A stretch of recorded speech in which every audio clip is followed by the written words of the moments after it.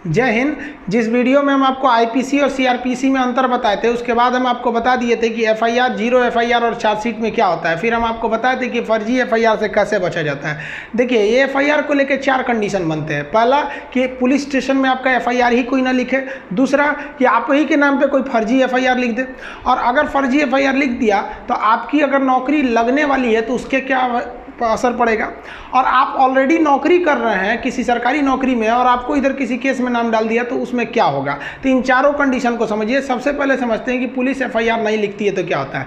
2 तरह के केस होते हैं जिसको हम पहले समझा दिए हैं। नॉन कॉग्निजिबल मतलब ऐसे अपराध जो बहुत छोटे मोटे हैं, जैसे किसी को 1-2 तमाचा मार दिए, ये सब छोटा मोटा अपराध में आता है। और एक कॉग्निजिबल्स होता है संज्ञेय अपराध, जिसमें मार पीट, रेप, सर फाड़ दिए, हड्डी तोड़ दिए, गोली चला दिए, ये सबको होता है कॉग्निजिबल ऑफेंस। तो कॉग्निजिबल ऑफेंस जो होता है उसमें संज्ञेय अपराध में नियम है कि सीआरपीसी का जो सेक्शन है 154, ये कहता है कि पुलिस को मैंडेटरी है एफआईआर लिखना जरूरी है। लेकिन आप जाते हैं, आपके साथ मारपीट हुआ है, सर और फोड़ दिया है, फिर भी पुलिस आपका एफआईआर नहीं लिखती है। तो इसके लिए आप एक और रास्ता अपना सकते हैं कि पुलिस का जो सीनियर अफसर होता है, जिसे डीएसपी बोलते हैं, डिप्टी सुपरिटेंडेंट, यहाँ आप जाके कह सकते हैं कि सर ऐसा मामला है, आप रिपोर्ट लिखवा दीजिए। ये नहीं सुनते हैं तो आप एसपी को बोल सकते हैं, एसपी जरूर ही सुन लेते हैं। ये भी अगर नहीं सुने ना तो आप जाइए सीधे कोर्ट में, मजिस्ट्रेट के पास। अब मजिस्ट्रेट को पावर है कि वो या तो इनको बोलेगा एफआईआर लिखने के लिए, और नहीं तो मजिस्ट्रेट खुद एफआईआर लिख देगा, अनुच्छेद 156 के तहत वहां से एफआईआर लिख देगा, और वो थाना को भेज देगा कि ये हम जो एफआईआर लिखे ना, इसको तुम अपने डायरी में उतार के जांच करो। और अगर आप यहां भी शांत नहीं हुए ना तो इसी मजिस्ट्रेट से कहिएगा कि ये मेरा एफआईआर आप लिख दीजिए, और वो जो पुलिस वाला एफआईआर नहीं लिखा है उसके खिलाफ भी कंप्लेन कर दीजिए। और उसके लिए सीआरपीसी की धारा 166A आता है। तो 166A के खिलाफ आप पुलिस में भी कंप्लेन कर सकते हैं। तो पुलिस वाले अगर ज़्यादा नहीं सुनते हैं ना, ये लोग थाना में बैठ के अपने आप को बहुत ज़्यादा होशियार समझने लगते हैं। तो आप कोई छोटा मोटा भी वकील लेके चले जाइएगा ना तो ये लोग शांत हो जाते हैं। नहीं तो आप आराम से कहिए, if you will not return my FIR then I will take legal action against you and by honourable high court under the section 166A। वो समझ जाएगा कि भाई पहुंचा फकीर है, इसका लिख दो। अब समझते हैं आपके ऊपर किसी ने फर्जी एफआईआर लिख दिया। तब अगर फर्जी एफआईआर लिखा गया है और संगीन अपराध में होता क्या है कि गांव में मारपीट हो गया, कहीं किसी का सर फूट गया, हाथ टूट गया, अब वो क्या करता है ना, 10-20 आदमी का नाम डाल देता है। अब उसमें नाम डाल दिया तो भाई उसके साथ जो अपराध हुआ है वो संगीन है, उसमें आपकी गिरफ्तारी होगी बिना आपको वारंट दिखाए। छोटे मोटे अपराध नॉन कॉग्निजिबल में आप पुलिस से मांग सकते हैं वारंट, लेकिन कॉग्निजिबल में पुलिस वारंट नहीं दिखाएगी, उठा ले जाएगी, एफआईआर हो गया है। तो उसने तो उसको मारपीट हुआ है, लेकिन आप नहीं थे, आपकी दुश्मनी थी या फिर जलता था तो आपका नाम दे दिया उसमें, तो वो फर्जी एफआईआर है। तो अब आपको पुलिस खोजने लगेगी, उठा ले जाएगी, तो आपको गिरफ्तारी का खतरा हो गया है। तो इसके लिए क्या कहिए, आप अपने किसी संबंधी को, पिताजी या किसी को भी आप डीएसपी ऑफिस या फिर एसपी ऑफिस में ले जाइए, वहाँ आप दस्तावेज दीजिए, प्रूफ दीजिए कि हाँ सर ये जिस समय घटना हुई थी वो इस समय नहीं थे। आप अगर नहीं इन्वॉल्व थे तो कोई ना कोई तो प्रूफ होगा ही आपके पास कि उस समय हम यहाँ थे। मान लीजिए आप किसी दोस्त के पास थे तो उस दोस्त को ले जाके आप अपने पिताजी के साथ या किसी दूसरे के साथ इन लोग के पास भेजिए। ये नहीं कि अपने चल जाए, साहब हम नहीं थे तो उठा के डाल देगा सभी, सब अपने में मिले रहते हैं सब। तो इन लोग को आप ले जाके कर सकते हैं। एसपी बहुत अच्छा से सुनते हैं, क्योंकि एसपी को खरीदना बहुत बड़ा, वो बहुत बड़े बड़े लोग का, फिर यहाँ मंत्री लोग का सोर्स चलता है एसपी के पास, नॉर्मल आदमी का नहीं चल पाता। तो ये आपकी बात को सुन सकते हैं। और इन लोग के पास, दोनों लोग के पास ऑर्डर होता है कि नो अरेस्टिंग का आदेश जारी कर सकते हैं, अभी इन्हें अरेस्ट नहीं किया जाए।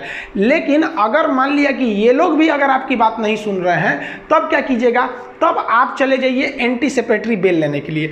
आप अगर गिरफ्तार नहीं हुए हैं तो आप वकील को करिए तुरंत अपने डिस्ट्रिक्ट कोर्ट में एंटी सेपेटरी बेल, जिसे कहते हैं अग्रिम जमानत, ले लीजिए। हमारे ऊपर भी कई जना लोग ने फर्जी एफआईआर कर दिया, कोचिंग में पढ़ाते रहते तो उल्टा सीधा काम कर देता है सर।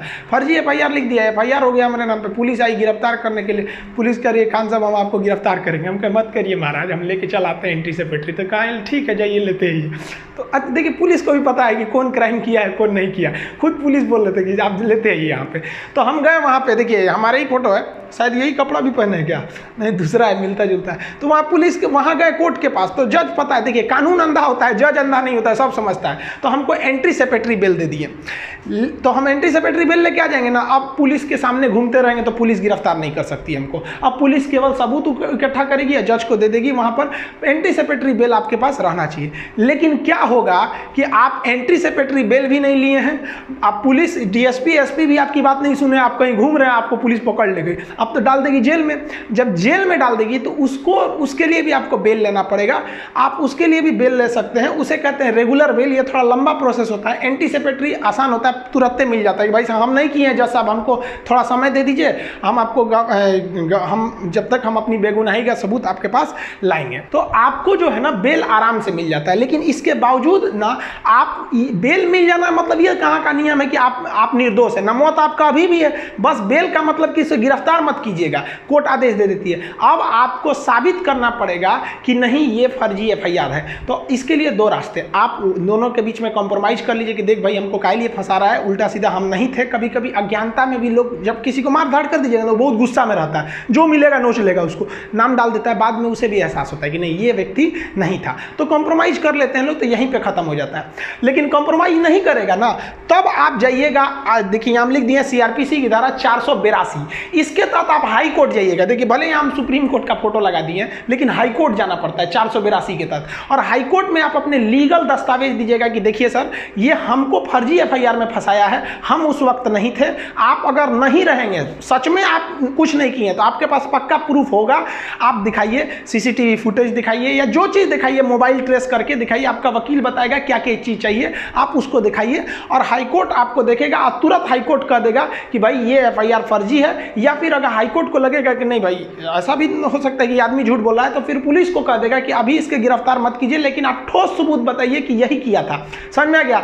और अगर आप पे कोई फर्जी कर दिया है और कॉम्प्रोमाइज भी नहीं कर रहा है, तब तो आप कंफर्म जाइए सीआरपीसी की धारा 482 के तहत हाईकोर्ट में, और हाईकोर्ट बढ़िया से उन्हें खंगालेगा। इतना आप विश्वास रखिए कि अगर आपने किसी पर गंभीर रूप से नहीं मारा पीटा है तो वो कहीं ना कहीं वो पकड़ा जाएगा हाईकोर्ट में। हाईकोर्ट वाले बहुत पहुंच वाले होते हैं। और उसके बाद अगर वहां पकड़ाया, कॉम्प्रोमाइज नहीं किया, फर्जी के बाद भी ऐंठ रहा है, तब वहां आप करिए 500 सेक्शन 500 के तहत उस पर क्या कर दीजिए, मानहानि का दावा ठोक दीजिए। और 211 के तहत उसी पर मुकदमा ठोक दीजिए कि ससुरा हमको फंसाया, हमारा इज्जत खराब किया, समय बर्बाद किया, इसको भी ले जाइए। तो जब आपको कॉम्प्रोमाइज कर ले रहा है डिस्ट्रिक्ट लेवल तक ही, तब आराम से रखिए। हाई कोर्ट ले गया तो फिर उसको भी नहीं छोड़िए। इतना समझिए कि सत्य परेशान हो सकता है, पराजित नहीं हो सकता है, कुछ भी हो जाए। देखिए सुशांत सिंह मैटर का भी 2 महीना तक लेट हुआ, लेकिन अभी सीबीआई जांच लग गई है, वो भी कहीं ना कहीं निर्णय पे आ जाएगी। तो इस तरह से आप समझे कि पुलिस लेवल पर या फिर डिस्ट्रिक्ट लेवल पर या हाईकोर्ट लेवल पर किस तरह से अपने ऊपर किए गए फर्जी एफआईआर को आप निरस्त करा सकते हैं।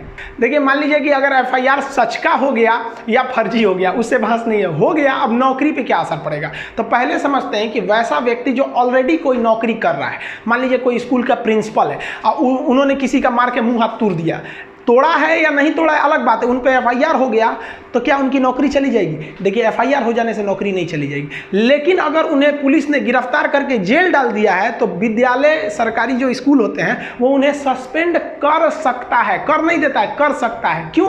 क्योंकि क्या होता है कि जब व्यक्ति पर मुकदमा चल रहा होता है और वो जेल में गया रहता है, तो क्या होता है कि अगर उस अपने पद पर रहा तो उस पद का वो दुरुपयोग कर सकता है। जैसे प्रिंसिपल है तो थाना में जाएगा तो लोग उसको बैठने के लिए देंगे, बैठे बैठे प्रिंसिपल साहब, पता चला कि उनका मुरी फोड़ के आया, उसको थाना में बैठाया जाएगा, तो सस्पेंड कर दिया जाता है। तो क्या कहेंगे, हम सस्पेंडेड प्रिंसिपल है, तो दाना वाला कहेगा खड़े रहो, तो सस्पेंडेड प्रिंसिपल है यहाँ पे।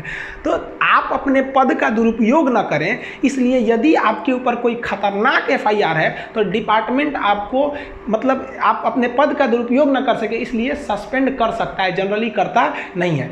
लेकिन अगर आपको कोर्ट ने सजा सुना दिया ना, तब आपकी नौकरी खत्म, अभी भी खत्म नहीं होगी, फिर आपको सस्पेंड किया जाएगा।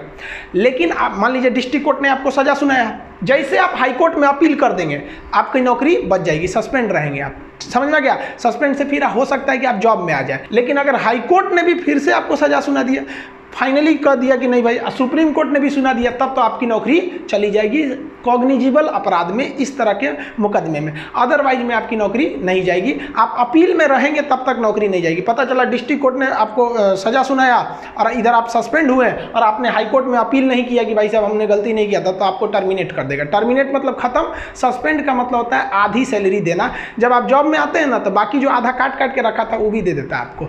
वो कई इसके कुछ लंबे प्रोसेस होते हैं। अब बात करते हैं स्टूडेंट लोग के लिए कि स्टूडेंट के ऊपर एफआईआर हो गया तब उसका जॉब लगेगा कि नहीं। यहाँ स्टूडेंट का 2 चीज़ें होती हैं। मान लिया कि उसने फॉर्म भरा था, फॉर्म भरने के बाद एफआईआर हुआ है, एक ये कंडीशन। अब पता चला फॉर्म भरने से पहले ही एफआईआर हो गया, मुकदमा चल रहा है, तब कंडीशन।